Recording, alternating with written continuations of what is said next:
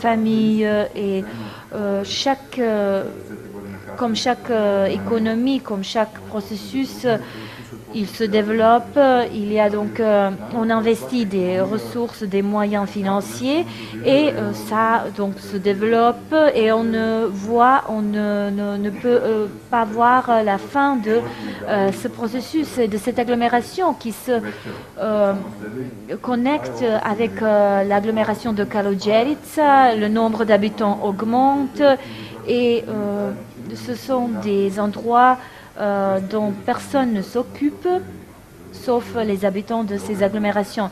Vous voyez une sorte de représentation des rues et des numéros des rues, mais on accorde les numéros après. On ne peut pas donc obtenir le numéro parce que entre les deux numéros il y a une vingtaine de maisons qu'il faut marquer. On ajoute des lettres, on essaie donc c'est un labyrinthe spontané qui n'est pas régi, qui n'est pas administré. Ces maisons, donc, il y a des factures, des notes pour l'électricité.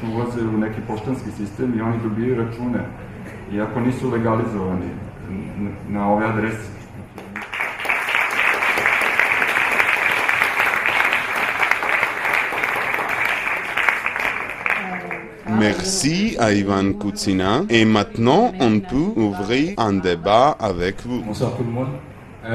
J'aurais deux questions. Une pour M. Kučina, je ne sais pas si je prononce bien. Et la deuxième pour M. Laperoni. La première, c'est par rapport à tout ce que vous avez dit, la chose qui m'a frappé, et je me suis demandé, est-ce que c'est pas dû au fait que l'État n'est pas assez présent? En fait, qu'il y a eu toutes ces constructions illégales.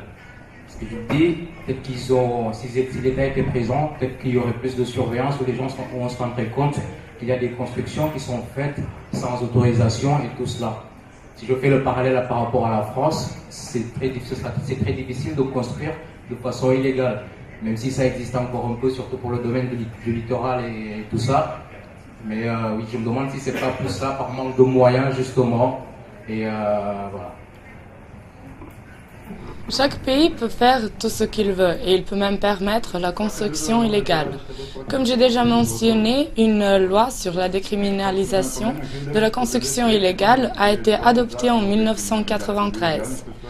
En fait, c'était un feu vert pour tous de commencer la construction illégale et l'État l'a délibérément laissé. Ils l'ont compris comme une aide sociale. N'étant pas capable d'aider les gens différemment, l'État leur a permis de faire ce qu'ils voulaient.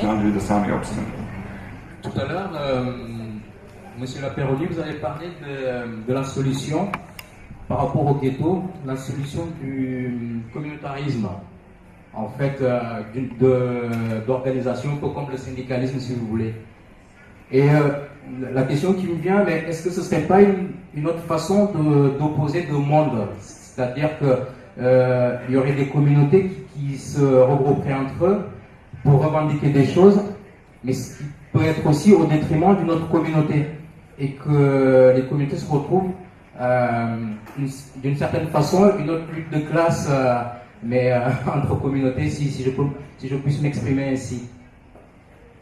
Ça, c'est la première question, et j'en aurai une autre, et ce sera fini. Pour répondre à votre question rapidement sur le ghetto. Le ghetto n'est pas une communauté, comprenons-nous bien, c'est pas une communauté. Moi j'emploie le terme communauté au sens américain du terme, c'est-à-dire la communauté civique, d'une certaine manière. C'est parce que les gens se sentent citoyens, qu'ils ont le sentiment de participer à quelque chose en commun. C'est pas une communauté religieuse ou une communauté culturelle. Les gens auxquels je fais référence n'ont pas le sentiment de faire partie d'une communauté, ils ne font pas partie d'une communauté. Mais par contre, là où je suis pas d'accord avec vous, c'est que je pense qu'on s'intègre par le conflit et non pas par la mixité sociale, pour parler comme ça. Et encore une fois, c'est parce que les ouvriers ont fait grève avec leurs syndicats qu'ils sont progressivement intégrés à la nation française. tant qu'ils étaient un problème social et qu'on envoyait les dames de charité et qu'on disait il ne faut pas de conflit les uns contre les autres, on est tous ensemble, ils sont restés dans leur marginalité. Donc à la différence de ce que vous dites, je crois qu'il y a une fonction intégrative, alors du conflit, pas de la guerre, mais du conflit qui a été un puissant moteur, notamment en Europe, pour le dire de cette manière-là. La lutte des classes a été un des fondements de la démocratie dans les pays européens, que ce soit l'Angleterre par exemple, ou l'Allemagne, ou même la France. Donc je crois beaucoup, moi, à cette capacité des gens de se constituer comme des acteurs politiques, donc pour fabriquer ce qui est de la communauté civique. Mais ça veut dire qu'il faut accepter qu'il y ait des conflits, des oppositions, des tensions, des conflits d'intérêts, et ainsi de suite. Mais je crois que c'est ça qui est intégrateur. Existe-t-il dans un futur proche la possibilité d'apparition d'une bulle économique qui arrêterait la construction des cités sauvages ou quelque chose comme ça, car cette dynamique est assez ghettoisée, en fait ghetteuse.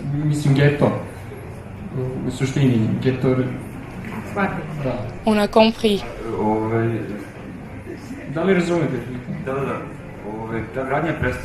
Cette construction s'est arrêtée en 2008 grâce à la crise économique mondiale qui est arrivée chez nous et actuellement la construction s'est arrêtée chez nous non seulement des cités sauvages mais 90% de l'industrie de la construction ne fonctionne pas, ce qui est très important dans ce cas-là. L'autre raison c'est que les crédits sont maintenant dans... Cette économie grise n'existe plus comme elle existait avant. Pratiquement, il existe, disons, un système très stable et formel qui ne permet pas que l'on continue à faire de cette manière et à ces prix si bas. Peut-être cette pause sera longue puisque la crise mondiale n'est pas juste la nôtre, mais qu'elle est provoquée précisément par les prix trop hauts, irréels, les prix gonflés de l'immobilier et sa production excessive, qui n'est pas nécessaire pratiquement parce que le monde a déjà suffisamment de maisons pour tous les gens qui existent. C'est juste que la réparation est problématique.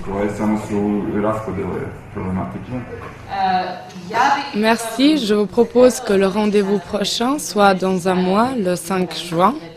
Je crois qu'on aura de quoi parler.